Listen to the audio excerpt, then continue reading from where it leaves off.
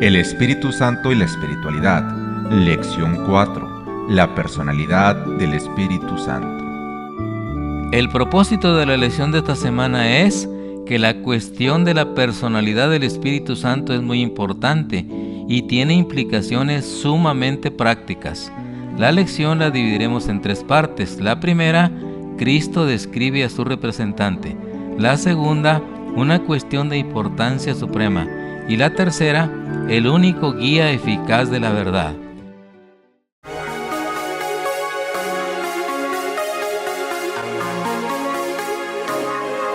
Frecuencia cristiana.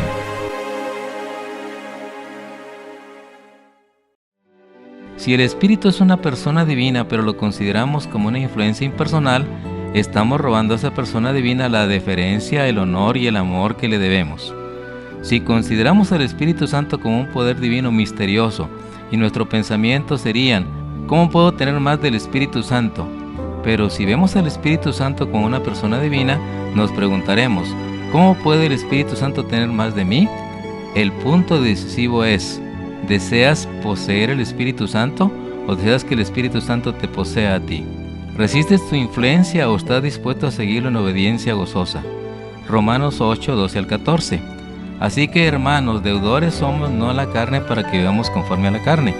Porque si vivimos conforme a la carne moriréis, mas si por el Espíritu hacéis morir las obras de la carne, viviréis. Porque todos los que son guiados por el Espíritu de Dios, los tales son hijos de Dios. Iniciemos con la primera parte. Cristo describe a su representante. Juan 16, 13 y 14. Mas cuando venga el Espíritu de verdad, Él os guiará a toda verdad, porque no hablará de sí mismo, mas todo lo que oyere hablará, y las cosas que han de venir os hará saber. Él me glorificará, porque tomará de lo mío y os lo hará saber.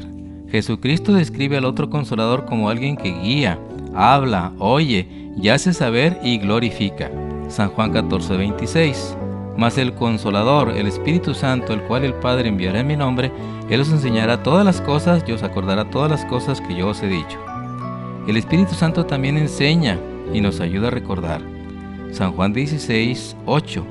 Y cuando Él viniere, comenzará el mundo de pecado, de justicia y de juicio. Una labor muy importante del Espíritu Santo es la de traer convicción a la mente y conciencia de todo ser humano para ver la necesidad de salvación que todos nosotros tenemos. Todos estos atributos suenan más a acciones de una personalidad soberana que a una fuerza impersonal. Era de noche, en Jerusalén, la noche más triste desde que el hombre se separara de Dios. El grupito de hombres que habían seguido a su Señor en los años de su ministerio público se habían reunido alrededor de la mesa pascual en el aposento alto. Se encontraban en un momento crucial. Verdaderamente esta era una hora crítica. ¿Cómo veían los discípulos cada palabra de Jesús? Su declaración de que Él iba donde ellos no podían seguirlo llenó su corazón de tristeza y de dolor. Hasta ahora no habían sentido la realidad de la separación que se acercaba. De pronto el Maestro procedió a consolar a sus corazones, les habló de unas mansiones que iría a prepararles. Juan 14, del 1 al 3. No se turbe vuestro corazón, creéis en Dios, creed también en mí. En la casa de mi Padre hay muchas moradas. Si así no fuere, yo os lo hubiera dicho. Voy pues a preparar lugar para vosotros, y si me fuere y os prepararé el lugar, vendré otra vez, y os tomaré a mí mismo para que donde yo estoy, vosotros también estéis. Pero esto no logró conformarlos, porque la presencia personal de Cristo, de su Señor, nunca podrá ser reemplazada por mansiones. ¿Qué harían cuando se fuera? ¿A quién se volverían? Luego Jesús procedió a descubrir ante ellos la gloriosa provisión de otro Consolador. Esta declaración implica que Jesús era el primer Consolador. Un Consolador es ayuda en tiempo de necesidad. Si uno es huérfano, necesita un padre. Si está enfermo, un médico. Si se halla perplejo, un abogado. Si va a construir, un arquitecto. Si está en dificultades, un amigo. Todo eso, e infinitamente más, es nuestro Consolador celestial. Los discípulos no quedarían huérfanos, privados de un Padre divino para cuidarlos, protegerlos y ayudarlos.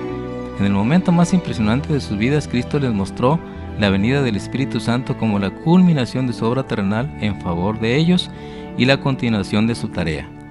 La recepción del Espíritu Santo constituía el privilegio supremo que podían tener, como también hoy lo tiene cada discípulo que espera el regreso corporal y visible de su Señor para llevarlo a las naciones celestiales. En las enseñanzas de Cristo se hace prominente la doctrina del Espíritu Santo.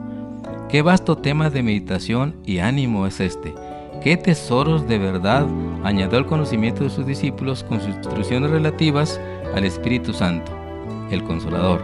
Se espació sobre ese tema con el fin de consolar a sus discípulos en la gran prueba que pronto experimentarían. Sin embargo, a pesar de que Cristo dio tanta importancia al tema del Espíritu Santo, cuán poco se considera en las iglesias. Antes de abandonar su magisterio terrenal, Jesús presentó a su sucesor en sus discípulos de despedida. Estorbado por la humanidad, Cristo no podía estar en todo lugar personalmente. Por lo tanto, convenía a sus discípulos que fuera al Padre y enviase el Espíritu Santo como sucesor en la tierra. San Juan 14:16. Y yo rogaré al Padre, el cual os dará otro consolador para que esté con vosotros para siempre. Así como Jesús es una persona, el Espíritu Santo también lo es. Esta idea está sustentada por el hecho de que a menudo se asigna atributos personales al Espíritu Santo. Hechos 15:28. Ha parecido bien al Espíritu y a nosotros de no poner ninguna carga más que estas cosas necesarias. Continuemos con la segunda parte. Una cuestión de importancia suprema. No es esta una cuestión meramente técnica, académica e impráctica. Encierra una importante y suprema verdad del más elevado valor práctico. Si el Espíritu Santo es una persona divina, pero lo consideramos como una influencia impersonal, estamos robando a esa persona divina la deferencia, el honor y el amor que le debemos. Además, si el Espíritu fuera una mera influencia o poder, trataríamos nosotros de obtenerlo y usarlo. Pero si lo reconocemos como una persona, estudiaremos cómo someternos a Él, de modo que Él nos emplee según su voluntad. Si pensamos que podemos poseer el Espíritu Santo, nos sentiremos inclinados a engreírnos e inflarnos. Pero el otro concepto, el verdadero, nos conduce a la renuncia personal de nosotros mismos, a la negación y a la humillación del yo. No hay nada mejor calculado para abatir la gloria del hombre en el polvo. No podemos nosotros emplear el Espíritu Santo. El Espíritu es quien nos ha de emplear a nosotros. Por medio del Espíritu Santo Dios obra en su pueblo, así el querer como el hacer, por su buena voluntad. Pero muchos no quieren someterse a ser guiados, quieren dirigirse a sí mismos. Esta es la razón por la cual no reciben el don celestial. Únicamente aquellos que esperan humildemente en Dios y que esperan su dirección y gracia, se da el Espíritu. Esta bendición prometida, pedida con fe, trae consigo todas las demás bendiciones. Se da según las riquezas de la gracia de Cristo y está lista para abastecer toda alma según su capacidad de recepción. Obreros Evangélicos, página 302. No, el Espíritu Santo no es una influencia tenue que emana del Padre. No es un algo impersonal que debe reconocerse vagamente, tal como un principio invisible de vida. En la mente de multitud de personas el Espíritu Santo ha sido separado de su personalidad. Así ha sido transformado en algo intangible, etéreo, escondido en nieblas y envuelto en irrealidad. No obstante, la mayor realidad invisible en el mundo de hoy es el Espíritu Santo. Una personalidad sagrada, Jesús fue lo que la persona más notable e influyente que jamás existiera en este mundo, y el Espíritu Santo vino a llenar su lugar vacante. Nadie sino una persona divina podía tomar el lugar de su persona maravillosa. Jamás una mera influencia hubiera sido suficiente. Se corre el riesgo de limitar la personalidad a meras manifestaciones corporales. Nos resulta difícil comprender el concepto de personalidad separado de las formas tangibles y corporales de la humanidad. Seres provistos de cuerpos físicos ilimitados. Pero personalidad y realidad corpórea han de distinguirse claramente, aunque a menudo se confunden. La idea de personalidad no está circunscrita a las limitaciones de la humanidad. El Espíritu Santo es el representante de Cristo, pero despojado de la personalidad humana e independiente de ella. Estorbado por la humanidad, Cristo no podía estar en todo lugar personalmente. Por lo tanto, convenía a sus discípulos que fuese al Padre y enviase el Espíritu Santo tal como su sucesor en la tierra. Nadie podía entonces tener ventaja por su situación o su contacto personal con Cristo. Por el Espíritu, el Salvador sería accesible a todos.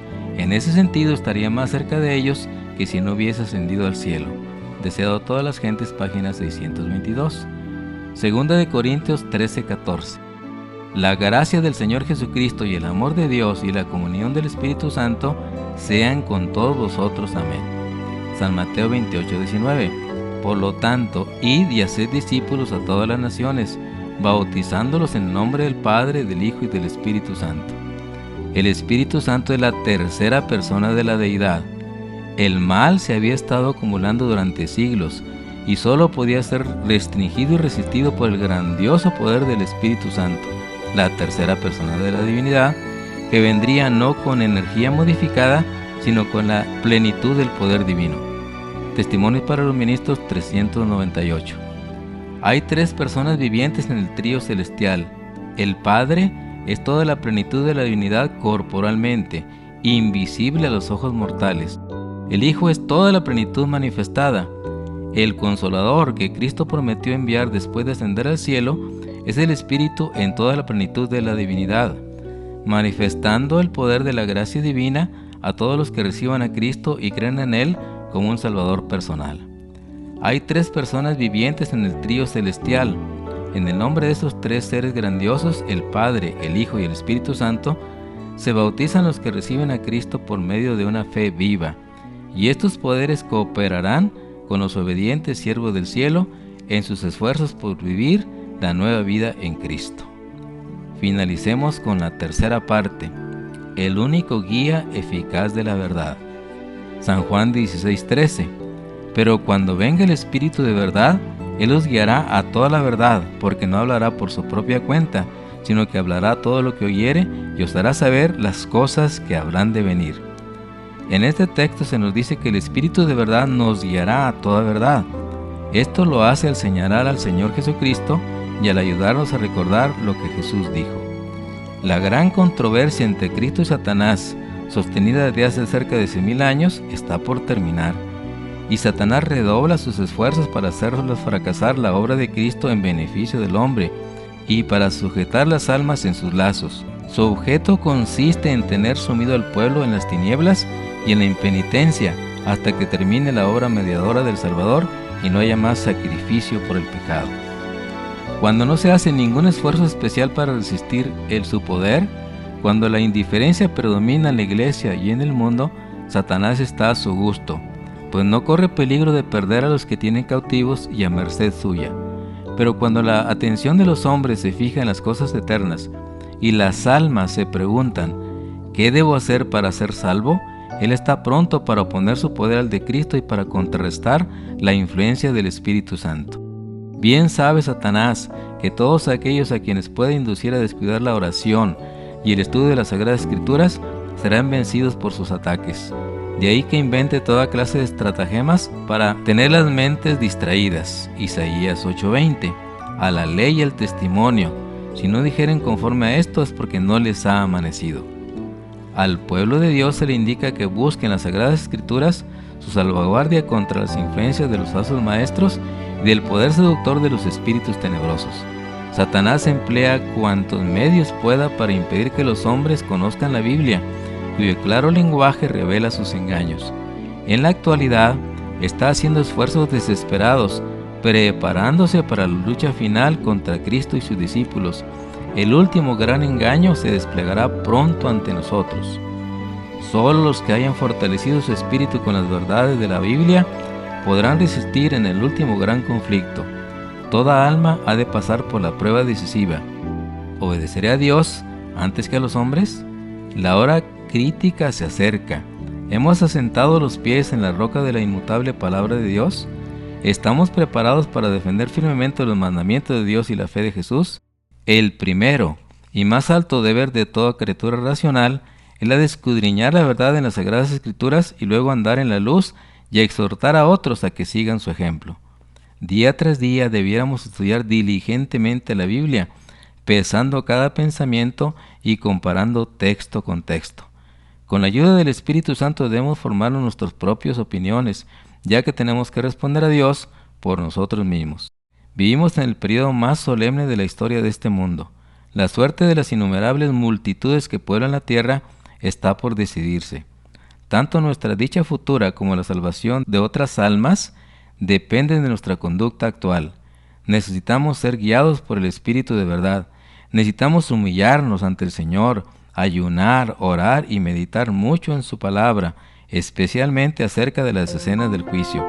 Debemos de adquirir actualmente una experiencia profunda y viva en las cosas de Dios sin perder un solo instante.